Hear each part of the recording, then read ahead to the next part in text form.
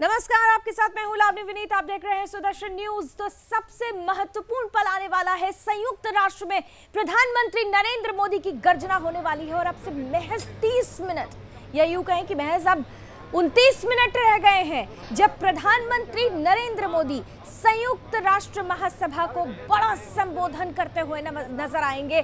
दुनिया भर की निगाहें इस संबोधन पर टिकी हुई है क्योंकि प्रधानमंत्री नरेंद्र मोदी ने जब कभी भी इस मंच से वैश्विक स्तर पर बातें रखी है तो उसका प्रभाव दीर्घकालिक रहा है। उसका प्रभाव इसी से माना जा सकता है कि विश्व में वैश्विक स्वीकृति भारत को किस कदर मिली है।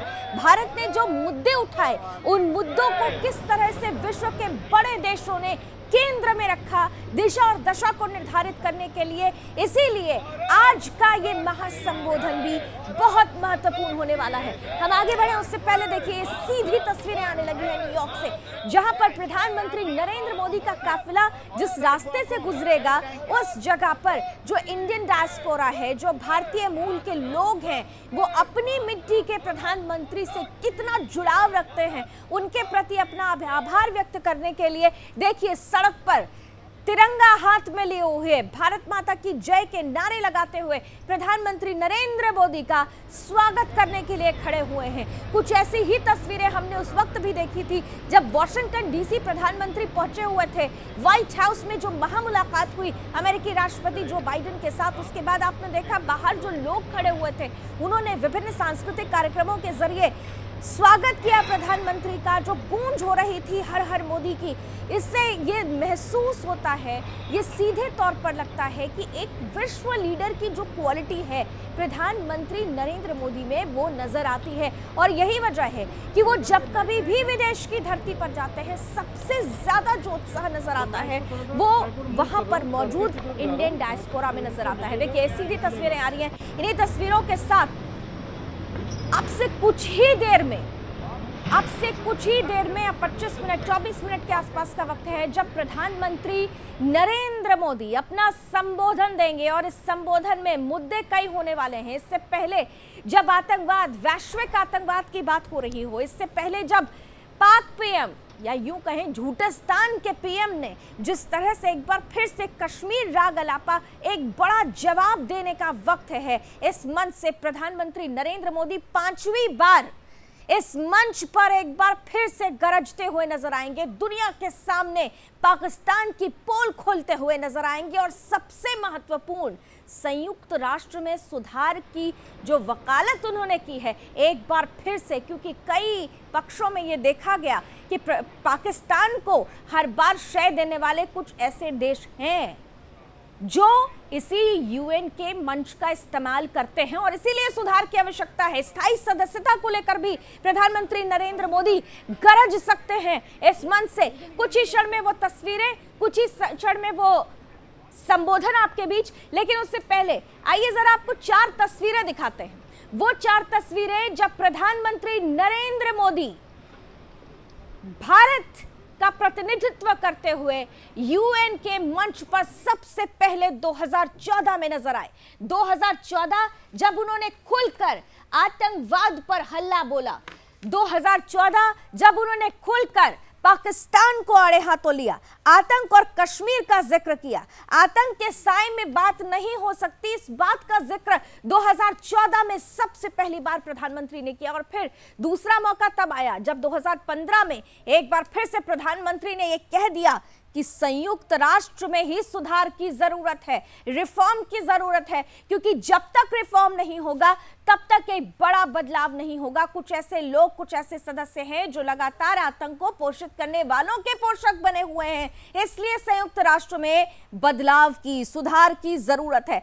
फिर एक वक्त 2019 का आया जब पुनः कश्मीर को लेकर पाकिस्तान ने जो झूठ फैलाने की कोशिश की, उस झूठ का एक बड़ा जवाब दिया गया प्रधानमंत्री नरेंद्र मोदी की तरफ से। वैश्विक आतंकवाद को पोषित करने वाले देश को बेनकाब किया प्रधानमंत्री ने। और फिर 2020 का वो वक्त जब पूरी दुनिया कोरोना से जूझ रही थी, उस काल में भी वर्चुअली जुड़ते हुए वर्चुअली संवाद में किस कदर इस महामारी से एकजुट होकर लड़ना है, वसुधैव कुटुंबकम की भावना को अपने शब्दों के जरिए सार देने की कोशिश। और अब आज का वो पल 2021 में जब संयुक्त राष्ट्र महासभा में प्रधानमंत्री कुछ ही देर में गरजने वाले हैं, वो तय करे, उनकी बातें, उनका संबोधन तय करेगा कि आने वाले वक्त में दुनिया की दिशा और दशा अब कैसी होनी चाहिए। ऐसे समय में जब आर्थिक स्थिति, वर्ल्ड इकोनॉमी पूरी तरह से डगमगाई हो, तो क्या उस वर्ल्ड इकोनॉमी का मेन इंजन भारत बन सकता है? परिस्थितियां और जो दुविधाएं हैं उनके बीच में किस कदर से समाधान ढूंढना है, परिस्थितियों और समाधान के बीच में जो सामंजस्य बैठाना है, ये तमाम बातें फिलहाल आज के संबोधन में उम्मीद की जा रही है कि प्रधानमंत्री नरेंद्र मोदी जरूर रखेंगे। दो इन्हीं तस्वीरों के साथ मेरे कुछ विशेष अतिथि अब हमारे साथ जुड़ चुके हैं।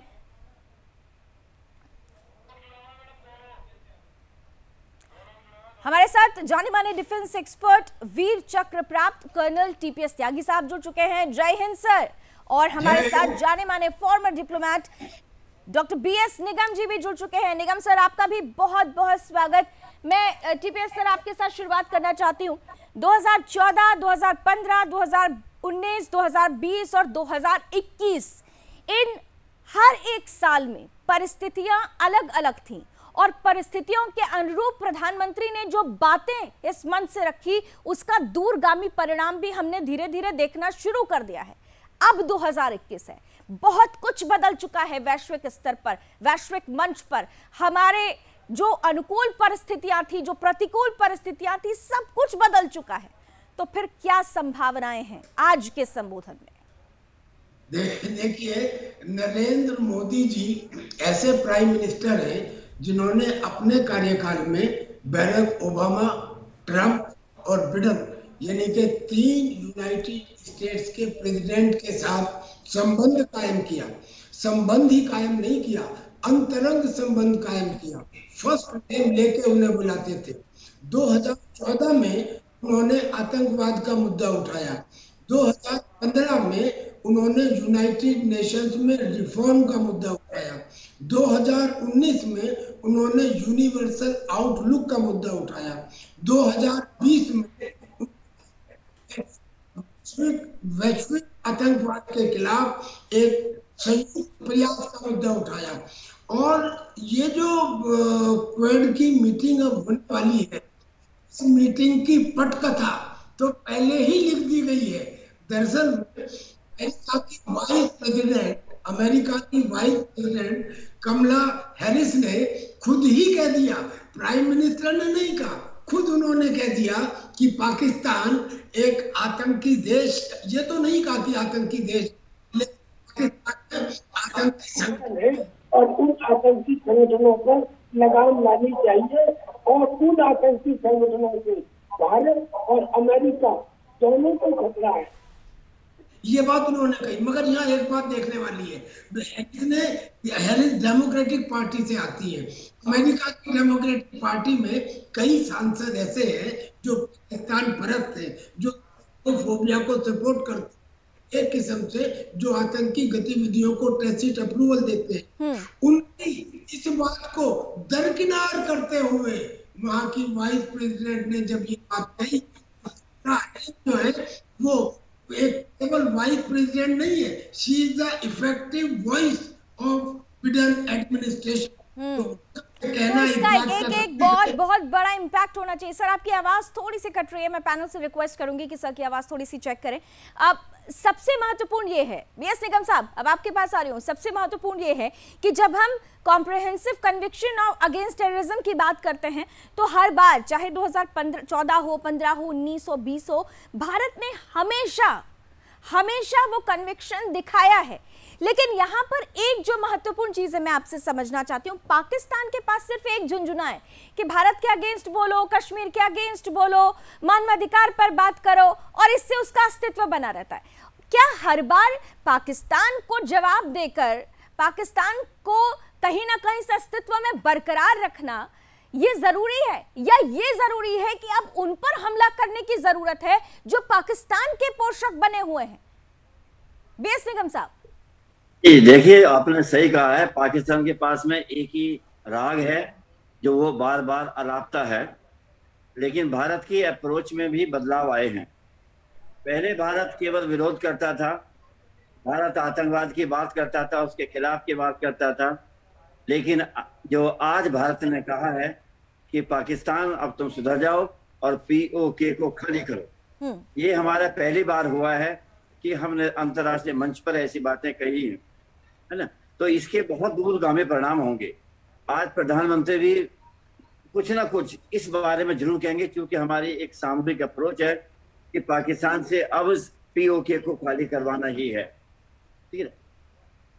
तो मुझे लगता है कि इस बार हम वैश्विक स्तर पर पहले के मुकाबले ज्यादा मजबूत हैं, और अब हमारे लिए और कोई रास्ता नहीं है इसके सिवाय इसके कि हम पाकिस्तान को बिल्कुल नंगा करके रख दें। हालांकि वो हो ही चुका है, ठीक है ना, लेकिन अब दुनिया जान गई है। और अमेरिका पहले जो आनाकानी करता था या अपनी मजबूरी में पाकिस्तान का साथ दिया करता था, या भारत और पाकिस्तान के लिए एक ही जैसी नीति अपनाता था, अब उसमें परिवर्तन आएगा। अब भारत के लिए नीति अलग होगी और पाकिस्तान के लिए नीति अलग होगी। तो भारत के लिए नीति जी भारत के लिए नीति अलग, पाकिस्तान के लिए नीति अलग।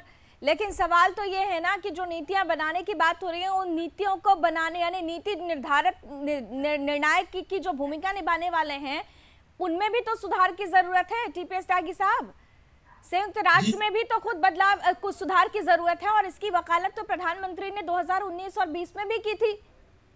आपके पीछे से किसी की आवाज आ रही है, सुनना मुश्किल है, जरा ठीक कराएं। अब दोबारा प्रश्न करें। अभी सर आप मुझे अभी सुन पा रहे हैं क्लियरली? अभी सुन पा रहा हूँ। सब BS निगम सर ये कह रहे हैं कि पाकिस्तान के लिए जो परिस्थितियां हैं, वो परिस्थितियां भारत ने जो रिएक्शंस दिए हैं बीते सालों में, उसका असर है कि बदल चुका है सब कुछ, और इसीलिए अब जरूरत है कि भारत को लेकर भी नया बदलाव हो, नई नीति हो। लेकिन नीति बनाने की जिम्मेदारी जिन पर है, भारत तो ये चाहता है ना कि उनमें भी एक बदलाव होना चाहिए। संयुक्त राष्ट्र का अप्रोच कैसा रहा है पाकिस्तान के प्रति, ये हमें बताने की जरूरत नहीं है, ये तो दिखता है साफ साफ। बिल्कुल सही कह रही हैं आप। अमेरिका का बर्ताव पाकिस्तान के प्रति कैसा रहा है, ये हमको दिखाई दिया। ये हमको 1971 में भी दिखाई दिया था, जब फ्लीट 7 आने वाला था, लेकिन नहीं आ पाया। अब उसकी नीति बदलती नहीं, आज बदल रही है। कारण उसका ये है कि अमेरिका को हिंदुस्तान की ज्यादा जरूरत है, बजाय इसके कि हिंदुस्तान को अमेरिका की जरूरत हो। कारण उसका ये है कि आज अमेरिका ये चाहता है कि हिंदुस्तान अफगानिस्तान के अंदर अपनी कुछ मिलिट्री प्रेजेंस पैदा करे। और ये कैसे पैदा होगी? ये पैदा होगी तब जब POK के गिलगिट बाल्टिस्तान का लैंड रूट खोला जाएगा। और वो कब होगा? जब POK जो हमारा हिस्सा है उसको लिया जाएगा, जिसके बारे में हमारी संसद के अंदर हमारे गृह मंत्री बोल चुके हैं, और हमारे chief of the army staff ये कह चुके हैं कि अगर पार्लियामेंट हमसे कहेगा तो हम ये काम करने को तैयार हैं। ये एक बात हुई, समझो, ये मेरा कहना है। मगर इसके अलावा अब जो पाकिस्तान के ऊपर सबसे बड़ा एक असर पड़ने वाला है, वो ये कि ना तो अब तालिबान उसके साथ है, बल्कि उल्टे तहरीके तालिबान पाकिस्तान उसके खिलाफ है। और बहुत सारे देश जो अब तक किसी तरह से पाकिस्तान को सपोर्ट करते थे, इस पर्टिकुलर क्वेड के बाद में उनकी दूरी उससे बढ़ती जा रही है। कारण उसका ये है। What about China, what about Russia, what about Turkey? ये तो नहीं है ना सर? चाइना की तो अभी जो धुंधुनी है वो वैसी ही बज रही है। टर्की बेशक उसके साथ है, लेकिन चाइना के बारे में ये समझ लीजिए कि लोग हालांकि ये कहते हैं कि जो क्वेड है ये मिलिट्री अलायंस नहीं है, मगर क्वेड ने क्या कमाल कर दिया है, बहुत करेगा। अभी तो मैं एक ही उदाहरण दे रहा हूँ, उन्होंने एक बीका एग्रीमेंट किया, basic exchange cooperation agreement Bika. उस बीके के अंदर जो सैटेलाइट इंटेलिजेंस है, जो आज की तारीख में अमेरिका की सैटेलाइट इंटेलिजेंस का कोई दूसरा समानांतर नहीं है, वो उसने हिंदुस्तान को उपलब्ध कराने का एग्रीमेंट कर लिया।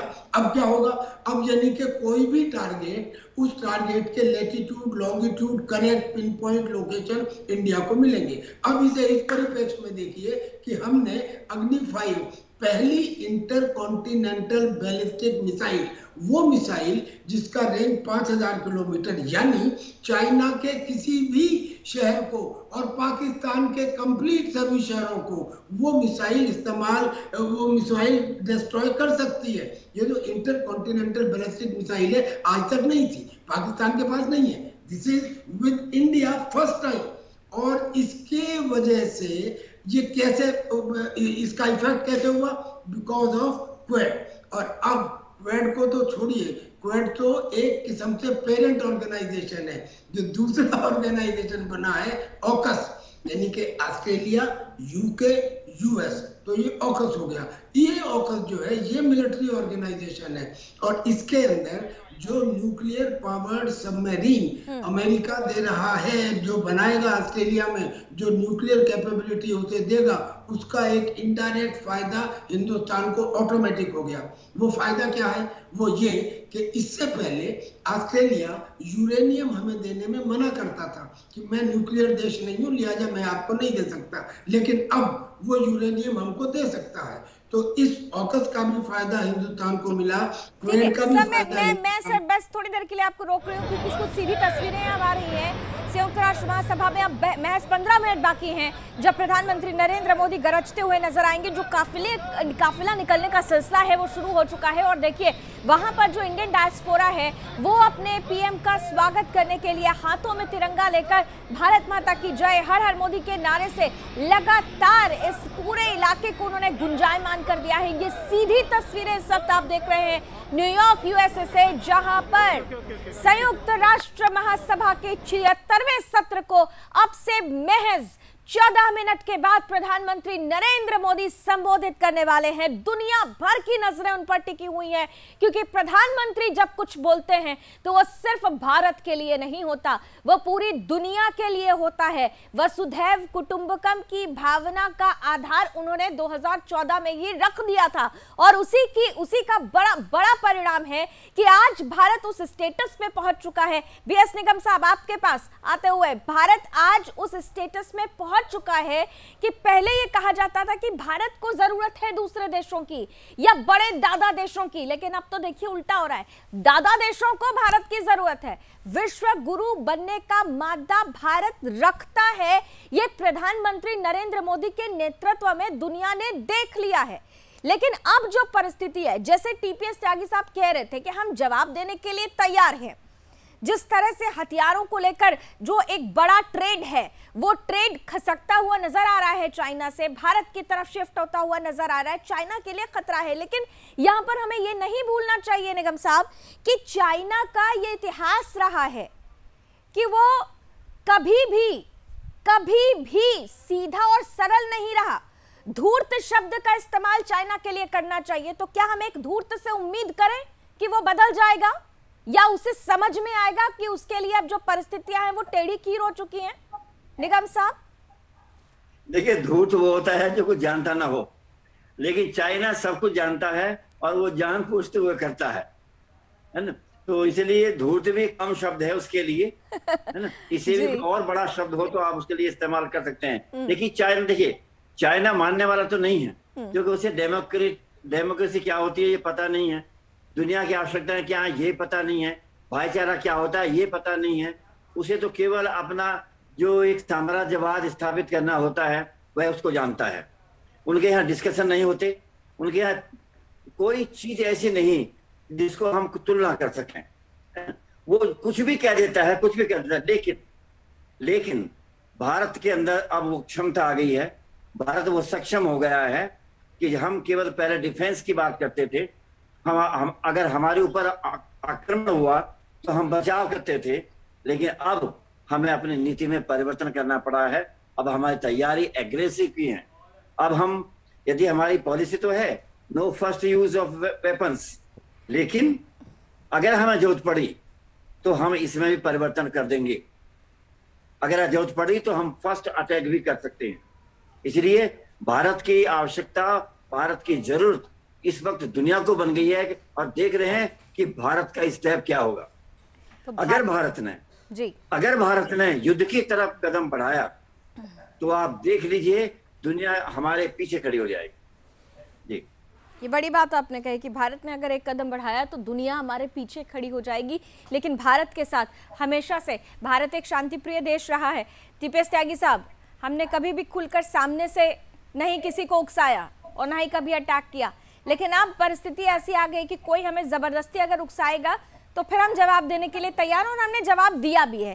लेकिन इन सबके बीच जो बड़ा सवाल उठता है, जो परिस्थितियां आज की हैं, जिसको हम कहेंगे अब ट्रांसफर ऑफ टेररिज्म, जो सेंटर था जिसको हम हमेशा हम पाकिस्तान की तो बात कर रहे थे, आज भी हम पाकिस्तान की बात कर रहे हैं, आज भी हम आतंक के पोषक के रूप में पाकिस्तान को देख रहे हैं, लेकिन जो ट्रांसफर हो रहा है टेररिज्म का वो अफगानिस्तान की तरफ।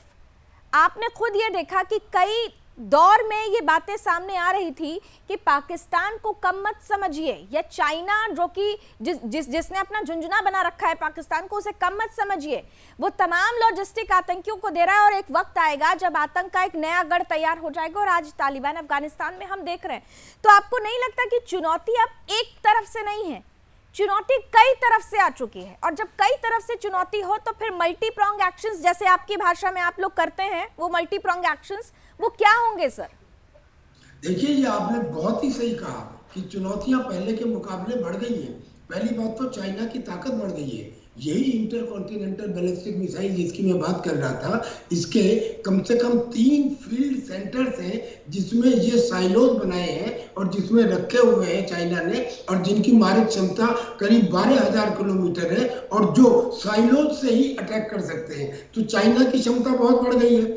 पाकिस्तान अब अपने आप को कोशिश करेगा कि अपने टेरर संगठन को अफगानिस्तान में भेज दे और अफगानिस्तान एक किस्म से टेररिज्म का एक हब बन जाए। और अगर वो टेररिस्ट का हब बन जाए तो फिर वो जिहाद के नाम में और कुरान के नाम में या खुरासान के नाम में वो हिंदुस्तान को भी और कश्मीर को करे। लेकिन अब आवश्यकता में तभी कह रहा था, एक जमाना था 60-70 साल तक जब तक हम निष्क्रिय रहते थे। मोदी जी के आने के बाद में हमने, अगर उरी हुआ तो हमने सर्जिकल स्ट्राइक की, अगर पुलवामा हुआ तो हमने बालाकोट एयर स्ट्राइक की। अब हम होने का इंतजार नहीं करेंगे। अब आवश्यकता ये है कि हमको जहां से थ्रेट परसेप्शन है, we will nip it in the bud. ठीक है सर, मैं आपको थोड़ा सा इंटरप्ट कर रही हूं और इस मुद्दे पर हम बने रहेंगे, लेकिन इस समय उत्तराखंड के सीएम पुष्कर सिंह धामी कुछ विशेष संबोधन दे रहे हैं, जरा जल्दी से सुन लेते हैं।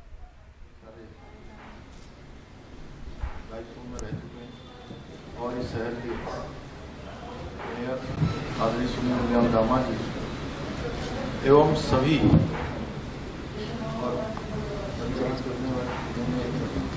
जिन्होंने आपको और इस मंच को लगातार एक सेतु की तरह जोड़े रखा, आदरणीय अंजलि जी एवं सभागार में उपस्थित सभी हमारे सभी बड़े बुजुर्ग, सभी उपस्थित माताएं बहनें, मेरे सभी नौजवान साथी, मैं सबसे पहले तो पंडित दीनदयाल जी की जयंती पर उनको कोटि कोटि नमन करता हूँ। और जितना अभी मेरे से पूर्व वाले वक्ताओं ने सबने बोल दिया और आदरणीय विजय जी का इस प्रकार से यहाँ से संबोधन हुआ, और मैं कहूँ कि सही मायने में हम सब लोगों को एक सही पाथे दिखाने का उन्होंने काम किया। उसके बाद बोलने के लिए बहुत कुछ बच नहीं जाता है। और विधानसभा अध्यक्ष जी यहाँ बैठे हैं, जो विधानसभा के अंदर ऊपर से हमेशा निर्देश करते हैं, तो उनकी भाषा में मैं ये कहूँ, विधानसभा की भाषा में, तो मैं अपने आप को उन सबसे संबद्ध कर लेता हूँ। और देखिए अब ये सीधी तस्वीरें आने लगी हैं। प्रधानमंत्री नरेंद्र मोदी UNGA पहुंच चुके हैं। प्रधानमंत्री नरेंद्र मोदी महज 4 मिनट के बाद अब उनका संबोधन होना है। पीएमओ ने ट्वीट करके इसकी जानकारी दे दी है। प्रधानमंत्री नरेंद्र मोदी पहुंच चुके हैं UNGA, जहां पर वो 5वीं बार संबोधन देने वाले हैं और दुनिया भर की निगाहें उस संबोधन पर टिकी हुई हैं। ये जो तस्वीरें आप देख रहे थे वो सीधी तस्वीरें आ रही थी UNGA से, जहां पर प्रधानमंत्री नरेंद्र मोदी पहुंचे हुए हैं। प्रधानमंत्री नरेंद्र मोदी का स्वागत करने के लिए सड़कों पर किस कदर भीड़ जुटी हुई थी, इसकी भी ये तस्वीर देखिए। थोड़ी देर पहले आपने देखा था, ये भीड़ थी उनके काफिले के गुजरने के पहले। वहां पर जो इंडियन डायस्पोरा है, भारतीय मूल के लोग हैं, हाथों में तिरंगा लिए हर हर मोदी का गूंज से पूरा गुंजायमान हो गया था ये इलाका। और यहाँ से जैसे ही प्रधानमंत्री का काफिला गुजरा, हाथ हिलाते हुए अभिवादन किया गया। ये जो तमाम लोग यहाँ पर मौजूद थे। और इस वक्त आपको बता दें कि प्रधानमंत्री नरेंद्र मोदी संयुक्त राष्ट्र महासभा UNGA पहुंच चुके हैं। बस थोड़ी ही देर में प्रधानमंत्री का संबोधन होगा। ये सीधी तस्वीरें आ रही हैं। थोड़ी ही देर में PM का संबोधन। पीएमओ ने ट्वीट करके इसकी जानकारी दी है कि प्रधानमंत्री नरेंद्र मोदी संयुक्त राष्ट्र मुख्यालय पहुंच चुके हैं और बस कुछ ही देर में, ये देरी 5 मिनट की ही है, प्रधानमंत्री नरेंद्र मोदी यहां पर बड़ा संबोधन देते हुए नजर आएंगे। वो संबोधन जो आने वाले समय में दुनिया की दिशा और दशा तय करेगा। जो परिस्थितियां इस वक्त वैश्विक मंच पर हम देख रहे हैं, फिर वो चाहे वैश्विक आतंकवाद की बात हो या कोरोना काल में जो परिस्थितियां आर्थिक रूप से नुकसान वाली बनी, उन परिस्थितियों से पार पाने की बात हो, या फिर जलवायु परिवर्तन को लेकर जो परिस्थितियां हैं उन पर अपनी प्रतिक्रिया देने की बात हो, वो तमाम बातें आज प्रधानमंत्री नरेंद्र मोदी के संबोधन में सुनाई दे सकती हैं। गूंज UN पहुंच चुके हैं। जल्दी जल्दी कमेंट जरा ले लेते हैं। TPS त्यागी साहब, प्रधानमंत्री पहुंच चुके हैं, क्या एक्सपेक्टेशन? ये बहुत गेम चेंजर मूवमेंट होने वाला है। पूरी दुनिया की निगाहें आज प्राइम मिनिस्टर नरेंद्र मोदी के ऊपर है।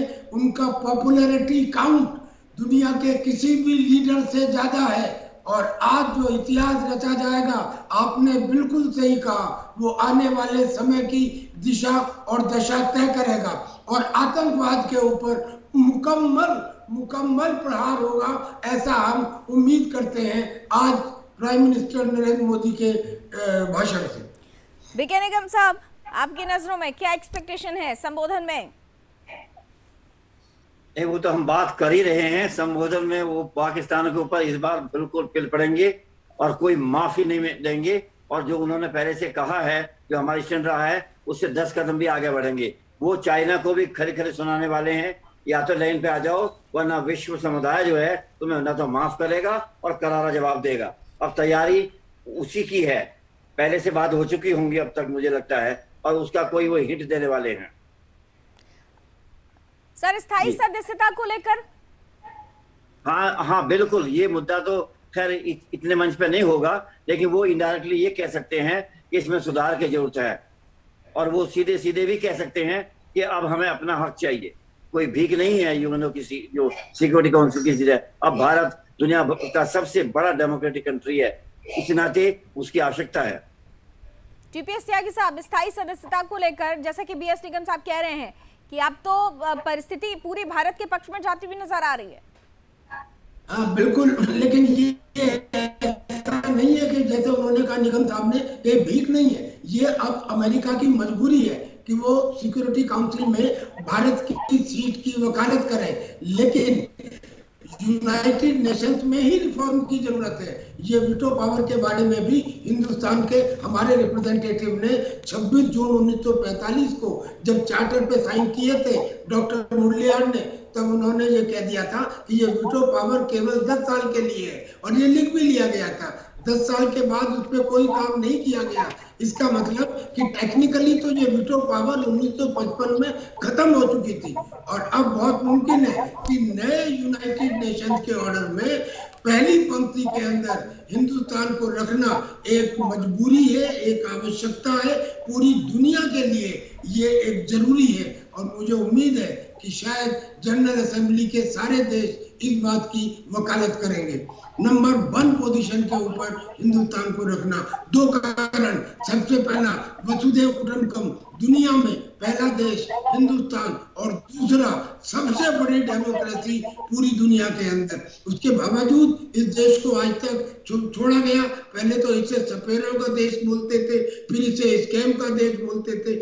आज रियलाइज हुआ है दुनिया को, अरे this is India which matters, this is prime minister Modi who matters, and this will be recognized loud and clear in this Quad meeting and in Prime Minister Modi के इस भाषण में ये चीज साफ साफ नजर आएगी। ये चीजें नजर आएंगी। लेकिन बीएस निगम साहब, एक महत्वपूर्ण मुद्दा यह है कि जब कभी भी भारत के आप जो राष्ट्राध्यक्ष आप पहुंचते हैं, देखिए ये सीधी तस्वीर आ रही है, जरा तस्वीरों पर भी गौर कर लीजिए। प्रधानमंत्री नरेंद्र मोदी पहुंच चुके हैं संयुक्त राष्ट्र महासभा। ये उस वक्त की तस्वीरें हैं जब उन्होंने गेट से एंट्री ली। देखिए वहां पर प्रधानमंत्री के पहुंचते ही पूरा माहौल ही बदल गया।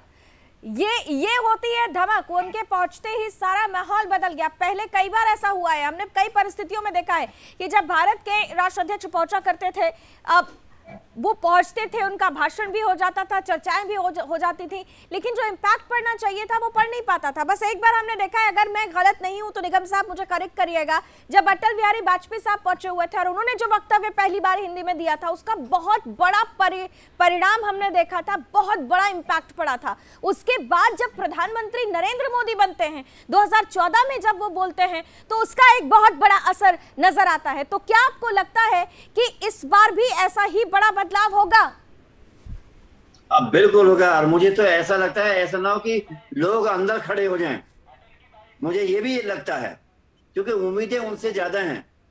वाजपेयी जी का समय दूसरा था, लेकिन सम्मान उतना ही था, ऑरा उतना ही था, ठीक है ना, जो जलवा था वो उतना ही था।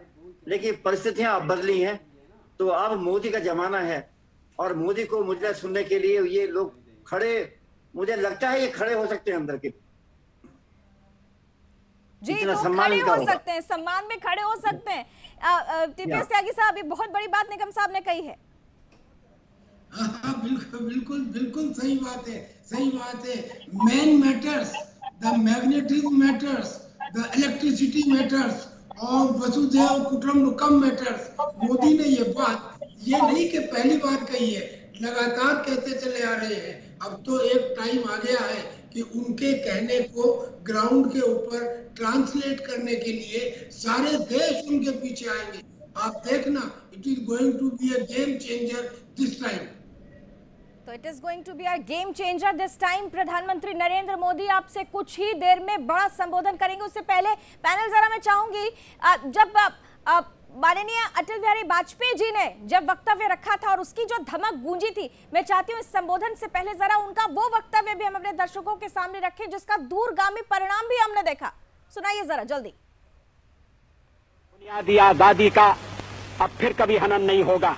अध्यक्ष महोदय, वसुधैव कुटुंबकम की परिकल्पना बहुत पुरानी है। भारत में सदा से हमारा इस धारणा में विश्वास रहा है कि सारा संसार एक परिवार है। अनेकानेक प्रयत्नों और कष्टों के बाद संयुक्त राष्ट्र के रूप में इस स्वप्न के अब साकार होने की संभावना है। यहां मैं राष्ट्रों की सत्ता और महत्ता के बारे में नहीं सोच रहा हूं। आम आदमी की प्रतिष्ठा और प्रगति मेरे लिए कहीं अधिक महत्व रखती है। अंततः हमारी सफलताएं और असफलताएं केवल एक ही मापदंड से नापी जानी चाहिए कि क्या हम पूरे मानव समाज, वस्तुतः हर नर, नारी और बालक के लिए न्याय और गरिमा की आश्वस्ति देने में प्रयत्नशील हैं। अफ्रीका में चुनौती स्पष्ट है। प्रश्न यह है कि किसी जनता को स्वतंत्रता और सम्मान के साथ रहने का अनपरणीय अधिकार है या रंगभेद में विश्वास रखने वाला अल्पमत किसी विशाल बहुमत पर हमेशा न्याय और दमन करता। देखा आपने, अगर आखिरी बात पर गौर करें टीपीएस त्यागी साहब, ये बड़ी महत्वपूर्ण पंक्ति थी। चलिए इसी के साथ सीधी तस्वीरें आने लगी है। कार्रवाई है अब वो विधिवत रूप से शुरू हो गई और प्रधानमंत्री आने ही वाले और अपनी बात रखेंगे। Narendra Modi, Prime Minister of the Republic of India, May I request protocol to escort His Excellency.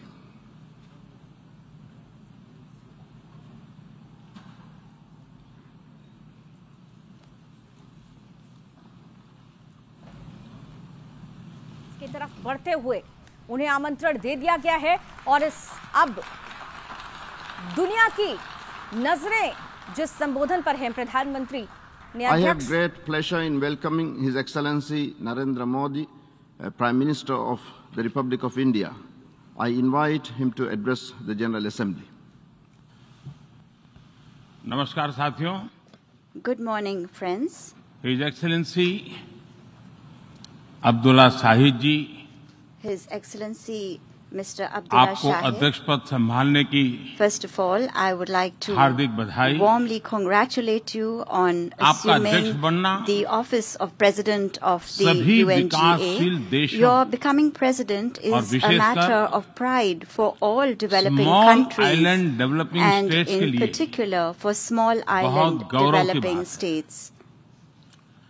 अध्यक्ष महोदय, Mr. President, गत 1.5 वर्ष से for the last 1.5 years, पूरा विश्व the world 100 साल has में been आई grappling सबसे with बड़ी the worst pandemic महामारी का it has सामना seen कर in 100 years.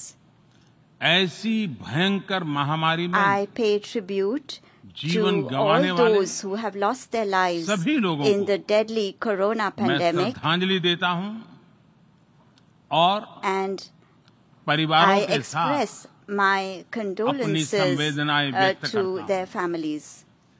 अध्यक्ष महोदय, Mr. President, मैं उस देश का I प्रतिनिधित्व कर रहा represent हूं a country जिसे that mother is of proud democracy का to be गौरव known हासिल. as the mother of democracy. लोकतंत्र की हमारी We हजारों have had वर्षों की a महान great परंपरा रही. tradition of democracy that goes back thousands of इस years. 15 अगस्त को On 15th of भारत ने August this year, अपनी आजादी के India entered 75वें the साल में प्रवेश 75th किया. year of its independence. हमारी विविधता, Our diversity हमारे सशक्त लोकतंत्र is की the पहचान है. identity of our strong एक ऐसा democracy. देश It is a country जिसमें that has दर्जनों भाषाएं dozens हैं, of languages, सैकड़ों बोलियां हैं, hundreds of dialects, अलग अलग रहन सहन, different खान-पान. lifestyles and cuisines. ये vibrant This is democracy the का best बेहतरीन example of a उदाहरण है. vibrant democracy. ये भारत के लोकतंत्र की ताकत है. The strength of our एक democracy छोटा बच्चा is demonstrated जो by the कभी fact that a little एक boy रेलवे स्टेशन who के at T one stall time पर used to help अपने his पिता father की मदद at करता his tea था, stall at the वो railway आज station is today चौथी बार addressing the भारत के United प्रधानमंत्री के Nations तौर पर General Assembly for the fourth time UNGA को as संबोधित Prime कर रहा है. Minister of India.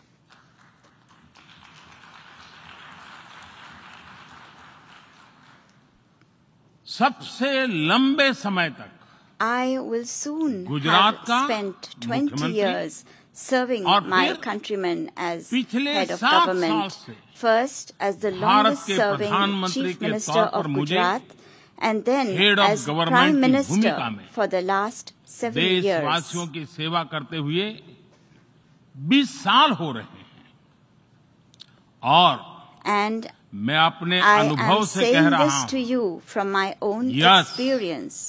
Yes, democracy can deliver. democracy can deliver. Yes, Yes, democracy has democracy deliver. has delivered. अध्यक्ष महोदय, Mr. President, एकात्म मानव दर्शन के today is प्रणेता the birth anniversary Pandit of Deendayal Pandit Upadhyay ji की आज Deen जन्म Dayal Jayanti. Upadhyay, the proponent of Ekatma Manav Darshan. एकात्म मानव दर्शन यानी Ekatma Manav Darshan integral means humanism, integral humanism, अर्थात or स्व से the development समष्टि journey तक undertaken विकास together, और the विस्तार की expansion सहयात्रा. from the self to the universe, expansion of the self, expansion of the self, moving from moving individual to from the the society, individual to society, the nation to the nation, entire humanity. और ये चिंतन And this philosophy Antyodaya को is समर्पित dedicated to Antyodaya. Antyodaya को आज की परिभाषा The में modern day where definition no one of is left behind कहा Antyodaya जाता है। is where no one is left इसी भावना के behind. साथ It is with this principle आज in mind that India integrated, today is moving equitable forward on the path of development की राह पर आगे integrated, बढ़ रहा है। equitable development. Vikas Our priority is सर्वसमावेशी that हो, development should be all-inclusive, सर्वस्पर्शी हो, all-pervasive, सर्वव्यापी हो, universal, सर्वपोषक and हो। one that nurtures all. यही हमारी प्राथमिकता है। बीते 7 वर्षों में During the last 7 years, Bharat में India has 43 brought crore over से ज्यादा लोगों को 430 million people बैंकिंग who व्यवस्था were से जोड़ा previously गया है, unbanked into जो the अब banking तक system. इससे वंचित थे। आज Today, 36 over करोड़ से अधिक ऐसे लोगों को भी 360 million people बीमा सुरक्षा who कवच मिला है, earlier could not पहले even imagine इस बारे में this सोच was भी नहीं possible, now have insurance 50 coverage as crore से security ज्यादा लोगों को by giving over 500 मुफ्त इलाज million की people सुविधा देकर the facility of free Bharat ने treatment in hospitals. उन्हें quality India health has service से given them जोड़ा। access to quality health Bharat ने services 3 करोड़ by पक्के घर building बनाकर 30 million बेघर, proper homes. यानी India has made होमलेस परिवारों को homeless families होम ओनर्स बनाया। homeowners. अध्यक्ष महोदय, Mr. President, प्रदूषित पानी polluted water भारत ही नहीं is a very big पूरे problem, विश्व not just for और India, खासकर but for the entire गरीब और world, and विकासशील in देशों particular की for poor and बहुत developing बड़ी countries. समस्या है। भारत में इस चुनौती से निपटने के लिए In order to address this हम challenge 17 in करोड़ से India, अधिक घरों we तक are carrying out a very big pipe से campaign to ensure साफ that पानी piped पहुंचाने clean का बहुत water बड़ा अभियान reaches चला रहे हैं। over 170 million विश्व homes. की बड़ी-बड़ी संस्थाओं ने Reputed institutions of the ये world माना है have कि said किसी भी देश के विकास के लिए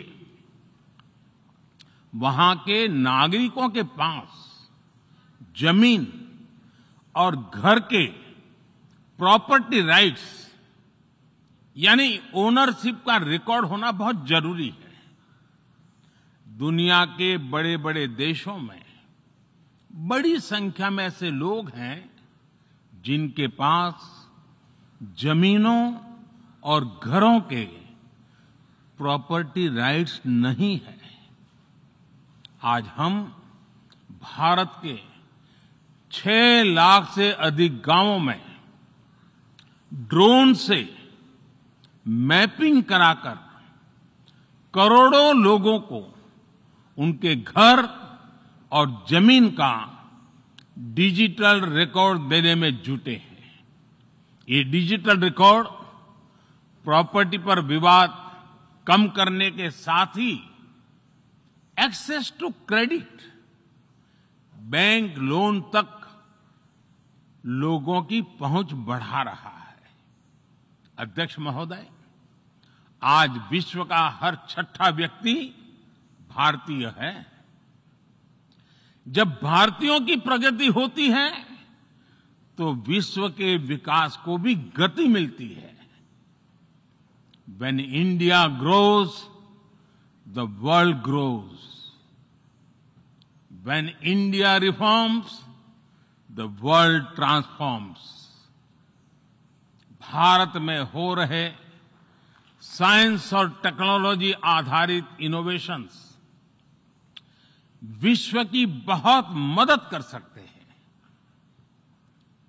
हमारे टेक सॉल्यूशंस का स्केल और उनकी कम लागत दोनों अतुलनीय है। हमारे यूनिफाइड पेमेंट इंटरफेस यूपीआई आज भारत में हर महीने 350 करोड़ से ज्यादा ट्रांजैक्शन हो रहे हैं। भारत का वैक्सीन डिलीवरी प्लेटफॉर्म कोविन एक ही दिन में करोड़ों वैक्सीन डोज लगाने के लिए डिजिटल सपोर्ट दे रहा है। अध्यक्ष महोदय, सेवा परमो धर्मः, सेवा परमो धर्मः को जीने वाला भारत सीमित संसाधनों के बावजूद भी वैक्सीनेशन डेवलपमेंट और मैन्युफैक्चरिंग में जी जान से जुटा है। मैं यूएनजीए को ये जानकारी देना चाहता हूं कि भारत ने दुनिया की पहली डीएनए वैक्सीन विकसित कर ली है, जिसे 12 साल की आयु से ज्यादा के सभी लोगों को लगाया जा सकता है। एक और mRNA वैक्सीन अपने डेवलपमेंट के आखिरी चरण में है। भारत के वैज्ञानिक कोरोना की एक नेजल वैक्सीन के निर्माण में भी जुटे हैं। मानवता के प्रति अपने दायित्व को समझते हुए भारत ने एक बार फिर दुनिया के जरूरतमंदों को वैक्सीन देनी शुरू कर दी है।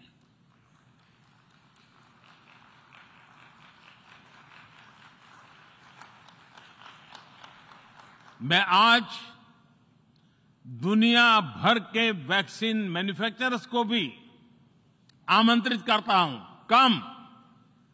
कम मेक वैक्सीन इन इंडिया। अध्यक्ष महोदय, आज हम सब जानते हैं कि मानव जीवन में टेक्नोलॉजी का कितना महत्व है, लेकिन बदलते हुए विश्व में टेक्नोलॉजी विथ डेमोक्रेटिक वैल्यूज, ये सुनिश्चित करना भी आवश्यक है। भारतीय मूल के डॉक्टर्स, इनोवेटर्स, इंजीनियर्स, मैनेजर्स किसी भी देश में रहें, हमारे लोकतांत्रिक मूल्य उन्हें मानवता की सेवा में जुटे रहने की प्रेरणा देते रहते हैं। और ये हमने इस कोरोना काल में भी देखा है। अध्यक्ष महोदय, कोरोना महामारी ने विश्व को ये भी सबक दिया है कि वैश्विक अर्थव्यवस्था को अब और अधिक डाइवर्सिफाई किया जाए। इसके लिए ग्लोबल वैल्यू चेन्स का विस्तार आवश्यक है। हमारा आत्मनिर्भर भारत अभियान इसी भावना से प्रेरित है। ग्लोबल इंडस्ट्रियल डाइवर्सिफिकेशन के लिए भारत विश्व का एक लोकतांत्रिक और भरोसेमंद पार्टनर बन रहा है। और इस अभियान में भारत ने इकोनॉमी और इकोलॉजी दोनों में बेहतर संतुलन स्थापित किया है। बड़े और विकसित देशों की तुलना में क्लाइमेट एक्शन को लेकर भारत के प्रयासों को देखकर आप सभी को निश्चित ही गर्व होगा। आज भारत बहुत तेजी के साथ 450 गीगावाट रिन्यूएबल एनर्जी के लक्ष्य की तरफ बढ़ रहा है। हम भारत को दुनिया का सबसे बड़ा ग्रीन हाइड्रोजन हब बनाने के अभियान में भी जुट गए हैं। अध्यक्ष महोदय, हमें अपनी आने वाली पीढ़ियों को जवाब देना है कि जब फैसले लेने का समय था, तब जिन पर विश्व को दिशा देने का दायित्व था, वो क्या कर रहे थे। आज विश्व के सामने रिग्रेसिव थिंकिंग और एक्सट्रीमिज्म का खतरा बढ़ता जा रहा है। इन परिस्थितियों में पूरे विश्व को साइंस बेस्ड रेशनल और प्रोग्रेसिव थिंकिंग को विकास का आधार बनाना ही होगा। साइंस बेस्ड अप्रोच को मजबूत करने के लिए भारत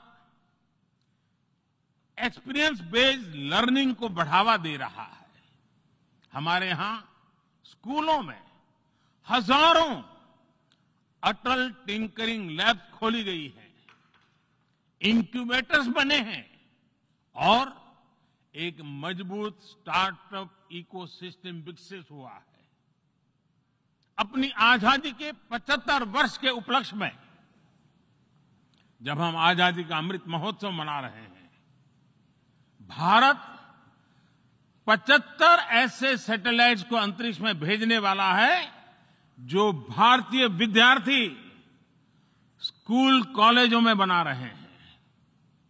अध्यक्ष जी, दूसरी ओर रिग्रेसिव थिंकिंग के साथ जो देश आतंकवाद का पॉलिटिकल टूल के रूप में इस्तेमाल कर रहे हैं, उन्हें ये समझना होगा कि आतंकवाद उनके लिए भी उतना ही बड़ा खतरा है। ये सुनिश्चित किया जाना बहुत जरूरी है कि अफगानिस्तान की धरती का इस्तेमाल आतंकवाद फैलाने और आतंकी हमलों के लिए न हो। हमें इस बात के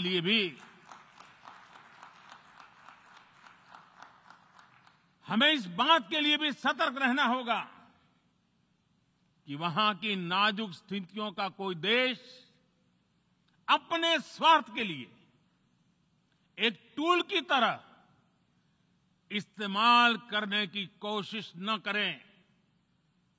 इस समय अफगानिस्तान की जनता को, वहां की महिलाओं और बच्चों को, वहां की माइनॉरिटीज को मदद की जरूरत है और इसमें हमें अपना दायित्व निभाना ही होगा। अध्यक्ष महोदय, हमारे समंदर भी हमारी साझी विरासत है, इसलिए हमें ये ध्यान रखना होगा कि ओशन रिसोर्सेज को हम यूज करें, एब्यूज नहीं। हमारे समंदर अंतर्राष्ट्रीय व्यापार की लाइफलाइन भी है। इन्हें हमें एक्सपांशन और एक्सक्लूजन की दौड़ से बचाकर रखना होगा। रूल बेस्ड वर्ल्ड ऑर्डर को सशक्त करने के लिए अंतर्राष्ट्रीय समुदाय को एक सुर में आवाज उठानी ही होगी। सुरक्षा परिषद में भारत की प्रेसिडेंसी के दौरान बनी विस्तृत सहमति विश्व को मैरीटाइम सिक्योरिटी के विषय में आगे बढ़ने का मार्ग दिखाती है। अध्यक्ष महोदय, भारत के महान कूटनीतिज्ञ आचार्य चाणक्य ने सदियों पहले कहा था, कालातिक्रमात् काल एव फलम पिबति। जब सही समय पर सही कार्य नहीं किया जाता तो समय ही उस कार्य की सफलता को समाप्त कर देता है। संयुक्त राष्ट्र को खुद को प्रासंगिक बनाए रखना है तो उसे अपनी इफेक्टिवनेस को सुधारना होगा, रिलायबिलिटी को बढ़ाना होगा। यूएन पर आज कई तरह के सवाल खड़े हो रहे हैं। इन सवाल को हमने क्लाइमेट क्राइसिस में देखा है, कोविड के दौरान देखा है, दुनिया के कई हिस्सों में चल रही प्रॉक्सी वॉर, आतंकवाद और अभी अफगानिस्तान के संकट ने इन सवालों को और गहरा कर दिया है। कोविड के ओरिजिन के संदर्भ में और ease of doing business ranking को लेकर वैश्विक गवर्नेंस से जुड़ी संस्थाओं ने दशकों के परिश्रम से बनी अपनी विश्वसनीयता को नुकसान पहुंचाया है। ये आवश्यक है कि हम यूएन को ग्लोबल ऑर्डर, ग्लोबल लॉज और ग्लोबल वैल्यूज के संरक्षण के लिए निरंतर सुदृढ़ करें। मैं नोबेल पुरस्कार विजेता गुरुदेव रविंद्रनाथ टैगोर जी के शब्दों के साथ अपनी बात समाप्त कर रहा हूं। शुभो कर्मोपोथे, शुभो कर्मोपोथे, धोरो निर्भयोगान, शोभ दुर्बल सौन्योष होक अवसान। अर्थात अपने शुभ कर्म पथ पर निर्भीक होकर आगे बढ़ो, सभी दुर्बलताएं और शंकाएं समाप्त हो। ये संदेश आज के संदर्भ में संयुक्त राष्ट्र के लिए जितना प्रासंगिक है, उतना ही हर जिम्मेदार देश के लिए भी उतना ही प्रासंगिक है।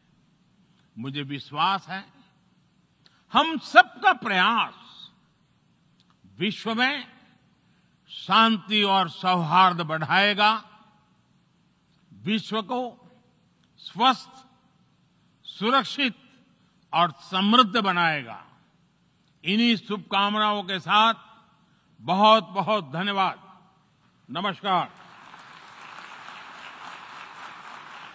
मोदी ने 20 मिनट में जो बातें कही हैं वो दुनिया को एक बड़ा रास्ता तय करने के लिए, एक बड़ा आधार तय करेगी। बिना नाम लिए, देखिए बिना नाम लिए आतंक पर बड़ा प्रहार किया है उन्होंने, बिना नाम लिए पाकिस्तान का, चाइना का, उन्होंने सीधे सीधे बड़ी बातें कही है कि जो लोग अफगानिस्तान की धरती को अपनी पॉलिटिक्स के लिए टूल किट के रूप में इस्तेमाल कर रहे हैं, ये चीज उनके लिए भी घातक होगी। प्रधानमंत्री ने जो बातें कही है, संयुक्त राष्ट्र महासभा को भी आईना दिखाया। संयुक्त राष्ट्र में भी सुधार की जरूरत है, बदलाव की जरूरत है। और उनकी जो पंक्ति थी कि संयुक्त राष्ट्र को अपनी लायबिलिटी समझनी होगी, ये बहुत बड़ी बात है।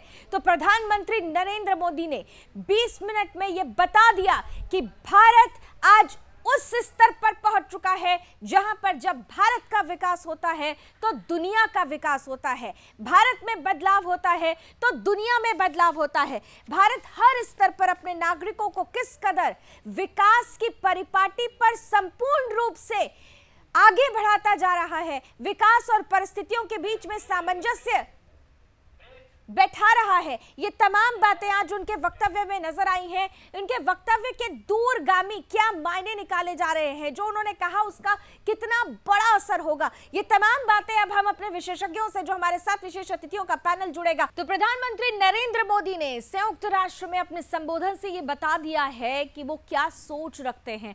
भारत जिस लोकतांत्रिक मूल्यों की बात करता है वो सिर्फ बातों तक सीमित नहीं है, उसे व्यवहार में भी लाता है। दुनिया के सामने लोकतंत्र की असल परिभाषा आज प्रधानमंत्री नरेंद्र मोदी ने संयुक्त राष्ट्र के इस मंच से सामने रखी है। बदलाव कितना जरूरी है जब हम लोकतंत्र की बात करते हैं। प्रधानमंत्री अगर कहते हैं कि democracy can deliver, yes democracy has delivered, ये बहुत बड़ा मैसेज, बहुत बड़ा संदेश प्रधानमंत्री की तरफ से दिया गया है संयुक्त राष्ट्र के मंच से। बिना नाम लिए पाकिस्तान को करारा जवाब दिया गया, चाइना को सवालों में लिया गया और इसी के साथ साथ संयुक्त राष्ट्र में सुधार की भी एक बार फिर से प्रधानमंत्री ने बड़ी वकालत की है। कितने बड़े मायने हैं आज के संबोधन के, हम आज के पैनलिस्ट से समझने की कोशिश करें। उससे पहले आइए एक बार फिर से आपको जरा सुना देते हैं प्रधानमंत्री ने लोकतांत्रिक मूल्यों की जो अवधारणा, जो जननी है, हमारा देश लोकतंत्र की जो जननी है, उसके बारे में क्या विशेष कहा अपने संबोधन में। मैं उस देश का प्रतिनिधित्व कर रहा हूं जिसे मदर ऑफ डेमोक्रेसी का गौरव हासिल। लोकतंत्र की हमारी हजारों वर्षों की महान परंपरा रही। इस 15 अगस्त को भारत ने अपनी आजादी के 75वें साल में प्रवेश किया। हमारी विविधता, हमारे सशक्त लोकतंत्र की पहचान है। एक ऐसा देश जिसमें दर्जनों भाषाएं हैं, सैकड़ों बोलियां हैं, अलग अलग रहन सहन, खान पान, ये वाइब्रेंट डेमोक्रेसी का बेहतरीन उदाहरण है। ये भारत के लोकतंत्र की ताकत है। The strength of our छोटा बच्चा democracy is demonstrated जो by the कभी fact that a little एक boy रेलवे स्टेशन who के at T one stall time पर used to help अपने his पिता father की मदद at करता his tea था, stall at the वो railway आज station is today चौथी बार addressing the भारत के United प्रधानमंत्री के तौर Nations पर General Assembly for the 4th time UNGA को as संबोधित Prime कर रहा Minister of India. Mr. President, गत 1.5 वर्ष से for the last 1.5 years, पूरा विश्व the world 100 साल has में been आई grappling सबसे with बड़ी the worst pandemic महामारी का it has सामना seen कर in 100 years. ऐसी भयंकर महामारी में I pay tribute जीवन to गंवाने all वाले those who have lost their lives सभी लोगों in को the deadly corona मैं pandemic, श्रद्धांजलि देता हूं और and परिवारों I के साथ express my condolences संवेदनाएं व्यक्त to करता हूं। their families. तो प्रधानमंत्री नरेंद्र मोदी के एक एक शब्द, एक एक संदेश दे रहे थे, वो संदेश जिनका दूरगामी परिणाम होता है, जिसके बारे में प्रधानमंत्री ने भी जिक्र किया कि जब भारत विकास करता है तो दुनिया विकास करती है, भारत में बदलाव होता है तो दुनिया में बदलाव होता है। उन्होंने सीधे तौर पर पाकिस्तान का नाम लिए बगैर जो बड़ा प्रहार किया है, उस प्रहार ने पाकिस्तान को चारों खाने चित्त कर दिया है, दुनिया को आगाह किया प्रधानमंत्री ने। आइए एक बार फिर से उनके शब्दों में जरा सुन लेते हैं और फिर चलते हैं अपने विशेष अतिथियों के पास। जो देश आतंकवाद का पॉलिटिकल टूल के रूप में इस्तेमाल कर रहे हैं, उन्हें ये समझना होगा कि आतंकवाद उनके लिए भी उतना ही बड़ा खतरा है। ये सुनिश्चित किया जाना बहुत जरूरी है कि अफगानिस्तान की धरती का इस्तेमाल आतंकवाद फैलाने और आतंकी हमलों के लिए न हो। हमें इस बात के लिए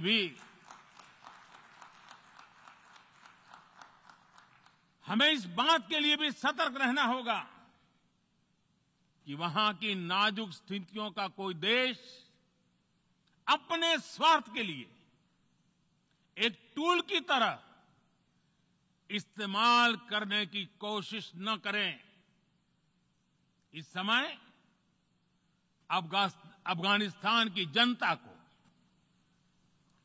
वहां की महिलाओं और बच्चों को, वहां की माइनॉरिटीज को मदद की जरूरत है और इसमें हमें अपना दायित्व निभाना ही होगा।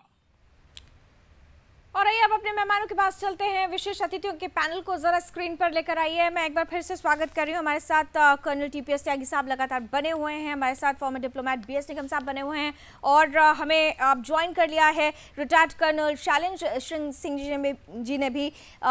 शैलेंद्र जी, आपका भी बहुत बहुत स्वागत है। मैं जल्दी जल्दी फर्स्ट रिएक्शन आप तीनों का लेना चाहती हूँ। टीपीएस त्यागी साहब, आपके साथ शुरुआत करती हूँ कि जो बातें आप संबोधन से पहले कह रहे थे कि आपको उन तमाम बातों का अंश इस पूरे संबोधन में नजर आ गया? बिल्कुल। देखिए, कोई हथियार में ताकत नहीं होती, ताकत होती है जिगर के ऊपर रखी हुई उंगली में, और उस उंगली को ताकत मिलती है शब्दों से। और जिन शब्दों का आज प्राइम मिनिस्टर मोदी ने इस्तेमाल किया है, आप गौर करिए, उन्होंने ये नहीं कहा कि विश्व समुदाय को एक साथ आना चाहिए, विश्व समुदाय को ये इंश्योर करना चाहिए कि अफगानिस्तान की स्थिति का कोई देश फायदा न उठाए। उन्होंने ये कहा कि विश्व समुदाय को एक साथ आना ही होगा।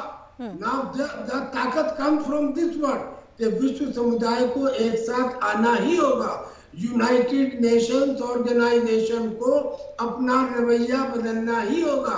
अगर ठीक समय पर ठीक निर्णय नहीं लिए गए तो उससे इतनी बड़ी संस्था के कारण पूरी दुनिया का नुकसान होता है। तो उन्होंने अपने हर सेंटेंस को, हर पॉइंट को ये कह के कहा कि ये काम अब करना ही होगा। Means there is no further time for relaxation, time is at premium। और उन्होंने एक एक करके जो बातें कही हैं, पहले तो उन्होंने हिंदुस्तान की बहुत सारी एग्जांपल्स दी, जो उदाहरण उन्होंने दिए वो सब जानते हैं, लेकिन मैं एक दो का जिक्र करता हूँ। एक तो उन्होंने ये कहा कि दुनिया में पहली बार 12 साल तक के बच्चे के लिए DNA वैक्सीन, एक वैक्सीन भारत में डेवलप कर ली गई है, और ऐसी कई वैक्सीन के ऊपर काम चल रहा है। दूसरी बात जो उन्होंने स्पेशल कही, ये तो सबको मालूम है कि जो कोरोना में हुआ और सब जगह, उन्होंने कहा कि 6 लाख गांवों में प्रॉपर्टी राइट्स दे दिए गए हैं, दिए जा रहे हैं, और मैप सर्वे कराया गया है ड्रोन से, और डिजिटल इंफॉर्मेशन रखी जा रही है। और तब उन्होंने बताया कि ये छोटा सा कदम है, लेकिन इस छोटे से कदम की वजह से गांव में रहने वाले उस गांव वाले को एक ताकत मिल जाती है प्रॉपर्टी राइट मिलने के बाद, कि वो प्रॉपर्टी के बदले लोन ले सकता है। यानी विकास को विस्तार कैसे दिया जाता है, आज प्रधानमंत्री ने दुनिया के सामने वो बातें रखी हैं। कर्नल शैलेंद्र सिंह, आपके पास आते हुए, जय हिंद सर। सबसे महत्वपूर्ण ये है कि जब हमारे प्रधानमंत्री बोलते हैं तो वो सिर्फ एक शख्स नहीं बोल रहा होता है, वो 130 करोड़ की आबादी वाला एक देश बोल रहा होता है, दुनिया का सबसे बड़ा लोकतंत्र बोल रहा होता है। वो लोकतंत्र जो मूल्यों को संरक्षित करके, उसका संवर्धन करके आगे की संरचना तैयार करता है। थोड़ा डिफिकल्ट हो रहा होगा हमारे दर्शकों के लिए शब्द, लेकिन इतना जरूर है, इसी में सार छिपा है। कर्नल सिंह, मुझे लगता है कि यूनाइटेड नेशंस के थ्रू इस दौरे में प्रधानमंत्री ने पूरे वर्ल्ड को एक बहुत बढ़िया वर्ड सुना दिया है, and that is called as Jai Hind. I think सभी कंट्रीज जो प्राइम मिनिस्टर के संबोधन को सुनते होंगे, एक बात जरूर दिमाग में आती होगी कि भाई साहब ये इंडिया किस तरफ चल पड़ा। एक अननोन इंडिया, एक इंडिया जिसको लोग थोड़ा सा कम डेवलप्ड माना करते थे, बहुत ज्यादा अपने आप में उसको इम्पोर्टेंस भी नहीं दी जाती थी, हालांकि वो इम्पोर्टेंस तब भी डिजर्व करता था। ये इंडिया चल किस तरफ पड़ा। टू दैट एक्सटेंट आज मैं कहूंगा कि his excellency ambassador Narendra Modi ji को आज लोगों ने सुना है, बिकॉज उन्होंने बहुत बड़ी मैच्योरिटी दिखाई है, बहुत जिम्मेदारी दिखाई है कि किसी कंट्री को बिना नाम लिए सब कुछ कन्वे कर दिया, जगह कन्वे कर दी, टाइमिंग कन्वे कर दिया। पूरी दुनिया अगर गलत जा रही है उसको भी उन्होंने पॉइंट आउट कर दिया। ये मेरे ख्याल एक काबिले तारीफ बात है। बहुत हिम्मत चाहिए, बहुत जिम्मेदारी चाहिए कि आप इस बात को इस तरीके से पिकअप करें कि पूरी दुनिया उसे समझे, सोचे और उसे एक्सेप्ट करे और उसका बुरा ना माने। I think hats off the prime minister, he has put India to lot of proud. We are very proud of our prime minister at UN. बिल्कुल, आज जो उन्होंने बात कही है, कर्नल शैलेंद्र जी आपके पास से ही फिर मैं टीपीएस जी के पास जाती हूँ। आज उन्होंने जो बातें कही उसमें देखिए तीन बातों पर अगर गौर करें तो आतंक पर उन्होंने प्रहार किया, पाकिस्तान को एक बार फिर से आड़े हाथों लिया, ये समझ में आया, उन्होंने बोला। लेकिन उससे पहले जो उन्होंने बोला, उससे पहले उन्होंने कहा कि जब हम डेमोक्रेसी की बात करते हैं तो हमें ये भी देखना होगा कि डेमोक्रेसी को हम बचाकर कैसे रखते हैं। जब हम सही समय पर सही निर्णय नहीं लेते तो सफलता सही समय पर नहीं मिल पाती। उन्होंने बहुत बड़ी बात कही है और ये जो मैसेज संयुक्त राष्ट्र को देने की कोशिश की गई है प्रधानमंत्री की तरफ से, पहली बार नहीं है, ये पहले भी प्रधानमंत्री बोल चुके हैं। तो क्या अब आपको लगता है कि अब वो वक्त आ गया है कि संयुक्त राष्ट्र को भी अपने में सुधार के लिए सोचना होगा, बदलाव होगा? क्योंकि प्रधानमंत्री नरेंद्र मोदी ने आज पूरा आईना खोल कर रख दिया उनके सामने, पूरा आईना दिखा दिया उन्हें। यकीनन दरअसल में यूनाइटेड नेशंस ऑर्गेनाइजेशन एक इनइफेक्टिव ऑर्गेनाइजेशन हो गया है। इस बात को उन्होंने कितनी खूबसूरती से कहा। पहले उन्होंने कहा कि पैंडेमिक में एक उम्मीद थी कि यूनाइटेड नेशंस ऑर्गेनाइजेशन आगे आके काम करेगा, बल्कि उसकी एक शाखा जिसे वर्ल्ड हेल्थ ऑर्गेनाइजेशन कहते हैं वो खुद लिप्त पाया गया या संदिग्ध पाया गया। भारत ने वो काम किया। भारत ने पहले जब हमारे पास पूरी तरह से वैक्सीन की क्वांटिटी नहीं थी तब भी हमने दूसरे देशों को दी, बीच में रोकी और अब दोबारा शुरू कर दिया। और ये वैक्सीन, अब ये तो उन्होंने जिक्र नहीं किया लेकिन दुनिया जानती है कि पहले अगर पोलियो की वैक्सीन थी तो 10 साल बाद आई, आज ये सबसे पहले आई और हम इस स्थिति में तो दूसरों को दे रहे हैं। लेकिन उनका जो मेन आज जोर रहा, उन्होंने आखिर के शब्द में कहा और बीच में भी कहा, चाणक्य नीति कहा कि सही समय पे सही काम नहीं करोगे तो उसका नतीजा गलत होगा। आर्मेनिया और अजरबैजान का युद्ध होता रहा, यूएनओ देखता रहा, अफगान का चीर हरण होता रहा, यूएनओ एक ऐसा है विद्वान की तरह से देखता रहा, पेंडेमिक होती रही, सिविल वार होते रहे, यूएनओ देखता रहा। पीस कीपिंग फोर्स क्या उसे ड्राइंग रूम में बिठाने के लिए दी गई थी? उसको जो ताकतें दी गई थी क्या वो इसलिए दी गई थी कि वो उसे चुपचाप अपने अंदर संभाले और समय पे इस्तेमाल ना करे? तो उन्होंने आखिर में 2 शब्द कह दिए। उन्होंने कहा ग्लोबल ऑर्डर और ग्लोबल लॉ। ये सोचा जाना चाहिए सर, ये बहुत बड़ी बात है। यानी कि आवश्यकता अब एक यूनाइटेड नेशंस के अल्टरनेटिव की है, एक नए वर्ल्ड ऑर्डर की है। ये वही बात है जो हमारे अरविंद घोष कहते थे, जो गांधी जी कहते थे और जो आइंस्टीन में कही थी। और उन्होंने ये कहा था कि जब तक एक ग्लोबल ऑर्डर और ग्लोबल लॉ नहीं होगा तब तक दुनिया में आपस में नेशन लड़ते ही रहेंगे। लेकिन सबसे महत्वपूर्ण तो ये है कर्नल शैलेंद्र जी, सबसे महत्वपूर्ण तो ये है कि जब हम ग्लोबल ऑर्डर और ग्लोबल लॉ की बात करते हैं तो उसमें हमें ग्लोबली जो यूनानिमस वॉइस है वो भी तो मजबूती के साथ आनी चाहिए। लेकिन हम यहाँ देखते हैं कि 10 में से 3 उंगलियां पहले ही अलग हो जाती हैं, तो फिर मुट्ठी कैसे बनेगी? बात तो यह है ना कि जो 7 लोग बाकी बचते हैं वो उन 3 पर दबाव डालें, लेकिन उस 7 में भी कुछ ऐसे हैं, मैं फिर बोलूंगी, चोर समझते होंगे, चोर की दाढ़ी में तिनका, किसकी दाढ़ी में तिनका होता है, वो आ जाते हैं बीच में। आई थिंक पूरी दुनिया में और स्पेशली यूनाइटेड नेशंस लेवल पर देशों में ये बात बड़ी क्लैरिटी से है, चाहे वो आप बोलना चाहें या ना बोलना चाहें। सभी को मालूम है कि चीन का रुख क्या है, पाकिस्तान का रुख क्या है, इसी तरह बाकी कंट्रीज भी कैसे इकोनॉमिकली इंटरेस्ट के पीछे अपने अपने डिसीजन मेकिंग को ठीक से इम्प्लीमेंट नहीं करती, बोल नहीं पाती हैं। लेकिन इसका जो बिल्कुल डायरेक्ट मैं एग्जांपल दूंगा वो भारत से दूंगा। ये वही भारत है जो नहीं बोला करता था पहले। आज से अगर 20-25 साल पहले की बात करें, भारत नहीं बोल पाता, कोई सुनता भी नहीं था, इंपॉर्टेंस भी नहीं दी जाती थी। अब आप देख रहे हैं कि पिछले तकरीबन 10 सालों में काफी फर्क आ गया है। देशों में भारत की तरफ देखना शुरू कर दिया है। पीपल आर वेटिंग कि भाई भारत क्या कर रहा है इसके, चाहे वो चीन का लद्दाख इशू हो, चाहे वो पाकिस्तान का टेरर इशू हो, चाहे वो इवन अफगानिस्तान का तालिबान इशू हो। Everybody is looking at India. क्यों?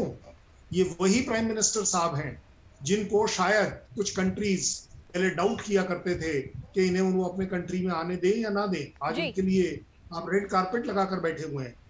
सो जब तक हम बोलेंगे नहीं, हमें इसकी चिंता बिल्कुल नहीं होनी चाहिए कि 10 में से 3 कंट्रीज यूनाइट नहीं हो पा रहे। कोई बात नहीं, अलग थलग पड़ जाएंगे, आज नहीं तो कल पड़ेंगे, कल नहीं तो परसों।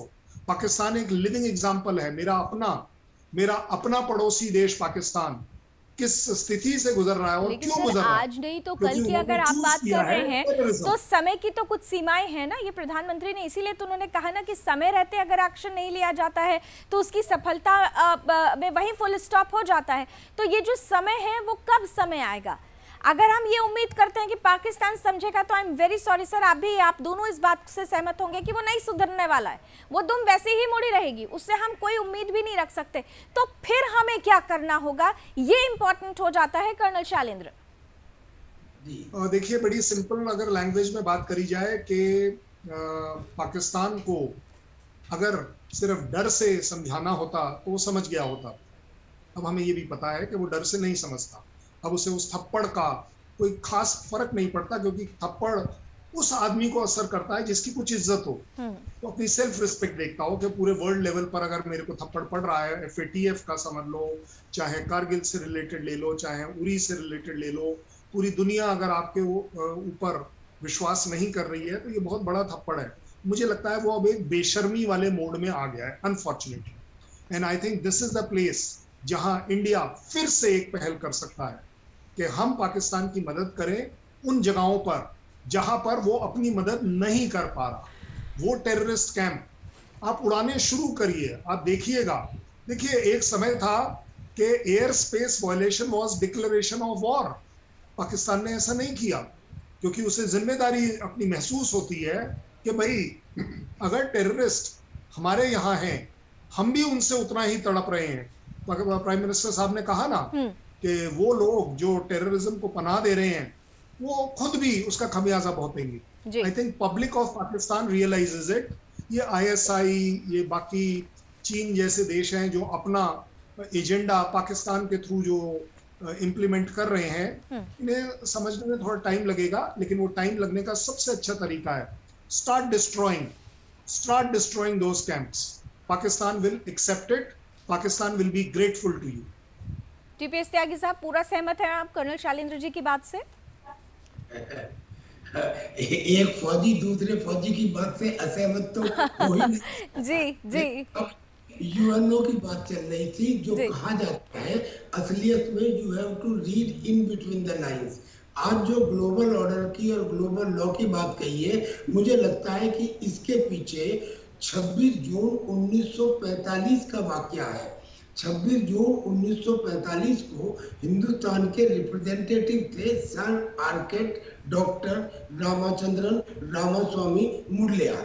Now he signed on the UN Charter on behalf of India, लेकिन उन्होंने एक शर्त रख दी कि ये जो वीटो पावर है 5 देशों की, ये केवल 10 साल से पहले इसकी समीक्षा कर ली जाएगी, रिव्यू कर लिया जाएगा। 10 साल तक ऐसा नहीं किया गया, जबकि ये प्रोविजन धारा 109 में UN चार्टर में आज भी मौजूद है। लिहाजा 1955 में वीटो पावर टेक्निकली डेड हो चुकी थी और तब से लेके आज तक हमने सवाल नहीं उठाया। आज हम इस बात का सवाल उठा सकते हैं कि नाउ जनरल असेंबली के अंदर 150 से ज्यादा देश हैं और सारे देश वीटो पावर के अगेंस्ट हैं, क्योंकि कहीं ना कहीं इस वीटो पावर से उनको नुकसान हो चुका है। लिहाजा वो इसमें तुरंत साथ में आएंगे। शुरू में हिंदुस्तान लीडरशिप के रोल में भी नहीं था, जैसे कर्नल शैलेंद्र ने बताया। आज है, आज प्राइम मिनिस्टर जिसको अलाउ नहीं करते थे, आज उसके लिए रेड कारपेट बिछा रहे हैं।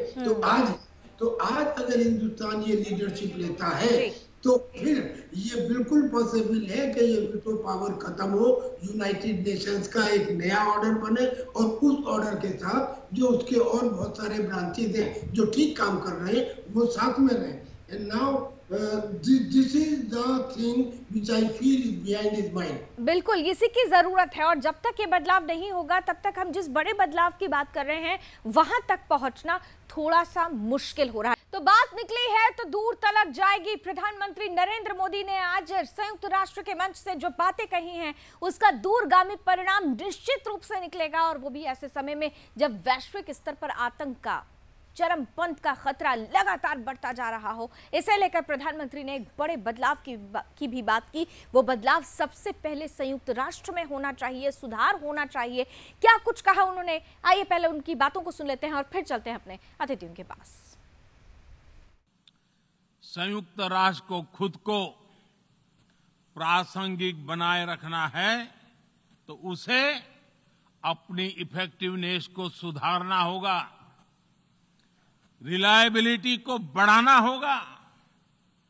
यूएन पर आज कई तरह के सवाल खड़े हो रहे हैं। इन सवाल को हमने क्लाइमेट क्राइसिस में देखा है, कोविड के दौरान देखा है, दुनिया के कई हिस्सों में चल रही प्रॉक्सी वॉर, आतंकवाद और अभी अफगानिस्तान के संकट ने इन सवालों को और गहरा कर दिया है। कोविड के ओरिजिन के संदर्भ में और ease of doing business ranking को लेकर वैश्विक गवर्नेंस से जुड़ी संस्थाओं ने दशकों के परिश्रम से बनी अपनी विश्वसनीयता को नुकसान पहुंचाया है। यह आवश्यक है कि हम यूएन को ग्लोबल ऑर्डर, ग्लोबल लॉज और ग्लोबल वैल्यूज के संरक्षण के लिए निरंतर सुदृढ़ करें। चलिए गेस्ट पैनल के पास चलते हैं। कर्नल शैलेंद्र जी और कर्नल टीपीएस त्यागी साहब हमारे साथ लगातार बने हुए हैं। शैलेंद्र जी, आपके पास पहले आते हुए, हम पहले भी लगातार जब हमने सार्क में प्रधानमंत्री को सुना, हमने दूसरे जो इंटरनेशनल प्लेटफॉर्म हैं वहाँ पर प्रधानमंत्री को सुना, हम लगातार एक चीज़ देख रहे हैं, प्रधानमंत्री जो बातें कह रहे हैं उसमें एक सीधा सीधा टारगेट है कि उस टारगेट में हमको दुनिया को एक जगह पर लाकर रखना होगा जब हम आतंकवाद से लड़ने की बात करते हैं। जैसा कि मैंने पहले भी टीपीएस जी से पूछा था, मैं फिर आऊंगी टीपीएस जी आपके पास, लेकिन अभी कर्नल शैलेंद्र जी से जरा पूछ रही हूं उनका reaction. Comprehensive conviction against terrorism, तो क्या इसकी रिस्पॉन्सिबिलिटी सिर्फ भारत ने उठाई हुई है कि वो दुनिया को जगाएगा? और क्या ये देखिए, ये सवाल मैं इसलिए कर रही हूँ क्योंकि ये उठने लगे हैं मुद्दे, ये तो उन लोगों को बताना होगा ना कि रिस्पॉन्सिबिलिटी उठाने का मादा भारत के पास है। कॉम्प्रिहेंसिव कन्विक्शन के लिए अगर दुनिया को जगाना है तो वो भारत को ही जगाना होगा। कर्नल शैलेंद्र, क्यों? आई थिंक पूरी दुनिया को सबसे पहले नजर अनफॉर्चुनेटली ये आता है कि उनके अपने इंटरेस्ट क्या है। देखिए, इस समय इंक्लूडिंग यूएस, मैं उसको ब्लेम करता हूं कि भाई आपके 12 सैनिक जब आप विड्रॉ कर रहे थे तब मर गए, आपने स्ट्राइक कर दी, उसके बाद भी तो इतने लोग मरे हैं। That amounts to selfish interest, unfortunate. There is only one country in the world जो अपने सेल्फिश इंटरेस्ट से ऊपर उठ रही है। मैं मानता हूं, बड़ी जिम्मेदारी से मानता हूं कि वो कंट्री खुद भी टेररिज्म से अफेक्टेड है, and that is called as India. हम अफेक्टेड हैं, इसमें कोई डाउट नहीं है, लेकिन हम अपने सेल्फिश इंटरेस्ट से ऊपर उठ रहे हैं, जहां हम पूरी दुनिया को समझा रहे हैं कि आप कृपया कर इसको ग्रांटेड मत ले लें कि ये तो भाई भारत की प्रॉब्लम है, ये तो सिर्फ पाकिस्तान की प्रॉब्लम है, ये सिर्फ चीन की प्रॉब्लम है, ये सिर्फ अफगानिस्तान की प्रॉब्लम नहीं। I think India is very mature, जो बड़ी जिम्मेदारी से ये बात बता रहा है पूरी दुनिया को कि अगर आप लोग इकट्ठे नहीं हुए, अगर आप एक कॉम्प्रिहेंसिव एंटी टेरर विल नहीं बना पाए, और वो स्पेशली लेटर से यूएन के लेवल पर भी नहीं बना पाए, तो आज नहीं तो कल ये आपके घर भी पहुंचेगा।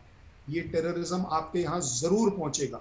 सिर्फ पाकिस्तान को ब्लेम कर देने से कुछ नहीं होगा, क्योंकि पाकिस्तान में भी टेररिज्म पहुंचा है। वो खुद मानते हैं इस बात से कि हाँ भाई हमारे यहाँ टेररिस्ट हैं, 70,000 लोग मरे हैं। इसका मतलब क्या हुआ कि चाहे आप टेररिज्म के सपोर्टर हो, इंपोर्टर हो, एक्सपोर्टर हो, आप सब इसका खामियाजा उठाएंगे। हम उठाते आए हैं, इसलिए हम आपको बता पा रहे हैं कि अगर आप लोग नहीं जुड़े तो इसमें आपको तकलीफ आज नहीं तो कल जरूर आएगी। निश्चित रूप से तकलीफ आएगी। टीपीएस साहब, अब एक ऐसा मुद्दा है जिसका मुझे लगता है कि समय की कुछ सीमाएं हैं, लेकिन उसका जिक्र जरूर होना चाहिए इस मंच पर। प्रधानमंत्री नरेंद्र मोदी ने अपने पूरे वक्तव्य में बहुत महत्वपूर्ण बात कही कि इकोनॉमी और इकोलॉजी के बीच में कंपैटिबिलिटी होनी चाहिए, क्योंकि कोरोना काल में जो लोग चीख चीख के ये कह रहे थे ना कि भारत की अर्थव्यवस्था बिगड़ गई है, भारत में ये हुआ वो हुआ, जरा उनको WTO की वो रिपोर्ट भी पढ़ लेनी चाहिए जिसमें भारत ही एकमात्र ऐसा देश था जो निरंतर और सतत आगे बढ़ता रहा। वर्ल्ड इकोनॉमी पे जितना प्रभाव पड़ा है उसका बहुत कम परसेंट है जो भारत पर पड़ा है। तो क्या भारत वर्ल्ड इकोनॉमी का इंजन बन सकता है? आपको ऐसा लग रहा है? दुनिया ये समझ रही है? मैं कह रहा हूँ इंजन बनने का काम प्रारंभ हो चुका है। फ्रांस में जब मीटिंग हुई थी तो हालांकि अमेरिका ने छोड़ दिया, लेकिन हिंदुस्तान उसके साथ कंटिन्यू करता रहा। आज प्राइम मिनिस्टर ने कहा कि हम 450 गीगावाट सोलर और हाइड्रोजन एनर्जी से बनाएंगे जो क्लीन एनर्जी है। ये इकोनॉमी और इकोलॉजी दोनों को साथ रखने के बारे में उन्होंने जिक्र किया। उन्होंने एक और जिक्र किया, उन्होंने ये कहा कि technology advancement is okay but it should be with democratic values. Technology advancement should be with democratic values. अब ये इशारा किसकी तरफ था? ये इशारा चीन की तरफ था कि चीन ने हालांकि टेक्नोलॉजी का इन्वेस्टमेंट करके साउथ चाइना सी में आर्टिफिशियल आइलैंड बना लिए और बहुत सारे देशों को धमकाया, उनके एक्सक्लूसिव इकोनॉमिक जोन के ऊपर कब्जा किया। किस लिए? Not for democratic values but ये कि अरे यहाँ तो 19 बिलियन बैरल ऑफ ऑयल है, यहाँ तो 190 trillion cubic feet of gas है, यहाँ से तो $5 ट्रिलियन का व्यापार होता है। इसलिए there was no democratic value in that action. इसलिए आज उन्होंने कहा कि ओनली दो technological advancement should be respected which are with democratic value, यानी कि जो दूसरों की बराबरी के लिए किए जाए। मैडम एक बात और बताना चाहता हूँ, उन्होंने इसी टेक्नोलॉजी के बारे में ये भी कहा कि हम अपने 75वें जिस वर्ष में आने वाले हैं, जो हमारी आजादी का 75वां वर्ष में, उसमें हम 75 सैटेलाइट बनाएंगे, 75। और वो 75 सैटेलाइट कौन बनाएगा? स्कूल कॉलेजेस के स्टूडेंट्स। जी जी, एकेडमिक इंस्टीट्यूशन बनाएंगे। Now this is called vision, this is not a रटी line, this is called vision. वो इसे व्यापारियों को देते, वो उसका कुछ और इस्तेमाल करते, लेकिन हमारे एकेडमिक इंस्टीट्यूशन बनाएंगे। आप इमेजिन कीजिए इसका कितना बड़ा रैम्पेंट इफेक्ट होगा कि हमारे एकेडमिक इंस्टीट्यूशन 75 सैटेलाइट बना रहे हैं। आज तो हम ऑलरेडी दूसरे देशों के लिए सैटेलाइट्स छोड़ने शुरू कर दिए हैं। अब उसके बाद में सिचुएशन ये आ जाएगी कि बड़े देश भी आएंगे। जापान के साथ इन्होंने इसी मीटिंग में जापान के साथ भी जो बात की है वो ये की है कि सॉफ्टवेयर हम देंगे, हार्डवेयर तुम दो।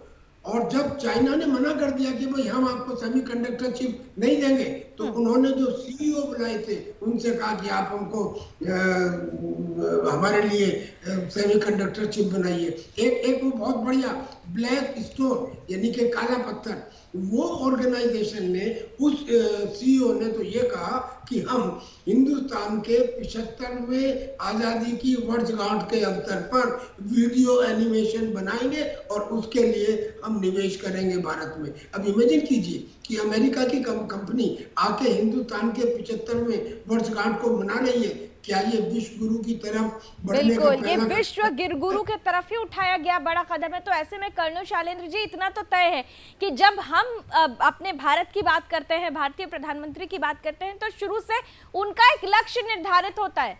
अर्जुन ने जिस तरह से अपना एक लक्ष्य निर्धारित कर लिया था, वो मछली की आंख, तो मछली की आंख प्रधानमंत्री जानते हैं कि क्या है, और इसीलिए उनकी हर बात में, उनके व्यवहार में, उनके तमाम योजनाओं में, चाहे वो भारत के अंदर हो या फिर वैश्विक स्तर पर हो, हमें लगातार विजन दिखाई देता है। आज भी उन्होंने अपने भाषण में वो विजन दे दिया है। अब समझने वाले समझ जाएंगे, ना समझे वो अनाड़ी हैं। कर्नल शैलेंद्र, देखिए, ये हम शुरू से कहते आ रहे हैं कि हु इज प्रधानमंत्री? प्रधानमंत्री इज यू एंड मी। वो 130, 140, 150 करोड़ लोग हैं प्रधानमंत्री। इट इज ओनली नाउ कि वी आर लकी कि आज आप और मैं वो बातें एक उस इंसान के मुंह से सुन रहे हैं जो एक्चुअली आप और मैं अपने दिल में लेके बैठे। That is giving strength to the prime minister. Truly he is representing India. India में जिस तरीके की प्रॉस्पेरिटी है, कैपेबिलिटी है, जिम्मेदारी है, वो अब दिख रही है लोगों को, क्योंकि आप दिखाने को तैयार हैं और जो दिखेगा वो जरूर बिकेगा। जहां तक बात चली कि इकोलॉजी एंड इकोनॉमी जी, मैं बड़ी कन्विंसिंगली ये कहता हूं, आप अपनी इकोनॉमी पर ध्यान दें, सच्चाई से देखें, ईमानदारी से देखें, चीजें अपने आप ठीक होंगी। क्योंकि प्रॉब्लम पता क्या है पूरी दुनिया में, जब लोगों की अपनी बारी आती है, चाहे वो चीन हो, चाहे वो यूएस हो, कोई भी हो, तब उसको इकोनॉमी नहीं, इकोलॉजिकल बैलेंस नहीं दिखता। तब उन्हें डेट दिखाई देती है कि हम उस साल करेंगे, हम 30 तक करेंगे, 40 तक करेंगे। उन्हें मालूम है भाई, आप एक बात बताओ, आप अगर डेवलप्ड हैं और मैं अगर आपके हिसाब से अंडर डेवलप्ड हूं, तो आपका टारगेट और मेरा टारगेट सेम कैसे हो सकता है? भाई, आप जो चीज करना चाहते हैं 50 से 60 साल में इकोलॉजी में, आप मेरे से एक्सपेक्ट कर रहे हैं कि अगले 5 साल में। तो there has to be a correct platform given. I think this is where now people are going to understand कि India can also demand कि भाई साहब, ये जो इकोलॉजिकल चीजें हैं, ये जो इकोनॉमिक चीजें हैं, इस पर जितना अधिकार आपका है उतना अधिकार हमारा है, हमारे देश का। और ये रखने के लिए धमक की जरूरत होती है, वो विल पावर की जरूरत होती है, उस कन्विक्शन की जरूरत होती है जो हम लगातार नरेंद्र मोदी जी में देख रहे हैं। जरा कुछ तस्वीरें, एक तस्वीर हम आपके सामने दिखाना चाहते हैं। साल दर साल जो तस्वीरें सामने आई, जब यूएन में प्रधानमंत्री नरेंद्र मोदी पहुंचे और उन्होंने अपने व्यवहार, अपने शब्दों से लगातार, देखिए, पहले 2014, 2015, 2019, 2020 और 2021 बॉडी लैंग्वेज, एक एक शब्द, एक एक वाक्य, एक एक बात दूरगामी परिणाम रखने वाले। जिस बात की हनक उन्होंने 2014 में दी, उसकी धमक अब 2021 में नजर आ रही है। यानी प्रधानमंत्री नरेंद्र मोदी का विजन क्लियर है, और जब विजन क्लियर होता है तो निश्चित रूप से डेवलपमेंट होता है, और वो डेवलपमेंट जो भारत में होता है उसका बड़ा असर दुनिया के डेवलपमेंट पर भी पड़ता है। उम्मीद करते हैं कि प्रधानमंत्री नरेंद्र मोदी ने आज जो बातें कही हैं उसका एक बड़ा असर बहुत जल्द दुनिया के मंच पर नजर आए। इसी उम्मीद के साथ thank you so much sir, आप दोनों ने हमें समय दिया, महत्वपूर्ण बातें, महत्वपूर्ण राय हमसे साझा की। अभी बस इतना ही। देश और दुनिया की तमाम खबरों के लिए आप जुड़े रहिए सुदर्शन न्यूज के साथ। जय हिंद।